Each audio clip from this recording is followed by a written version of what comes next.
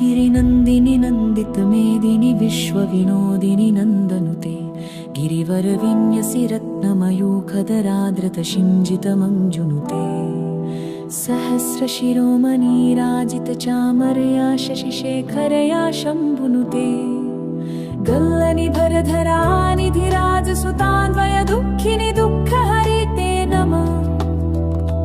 ऐसुरवन्दित सेवित पावन रूप निवेदित भाव विभूति परे सततमहं सुमतिर्हृदि बोधयनः कृपया कृपया भवति स्मरम्।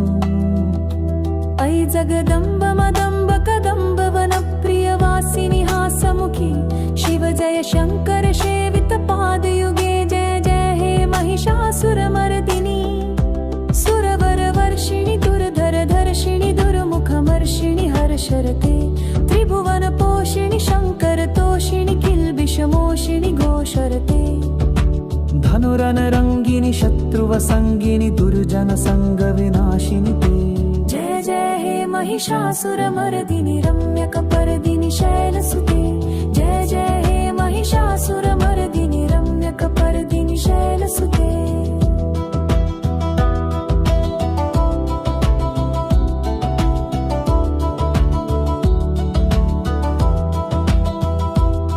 शतखण्ड विखण्डित रुण्ड वितुण्डित शुण्ड गजाधिपते नुनमधुधारनिराकुल रक्तपटल वीचीवर जालमुखे चणरणहुङ्कृत भूत पाटव गात्र विकत स्थित गन्धरिते जय जय हे महिषासुरमर्दिनि रम्यकपर्दिनि शैलसुते।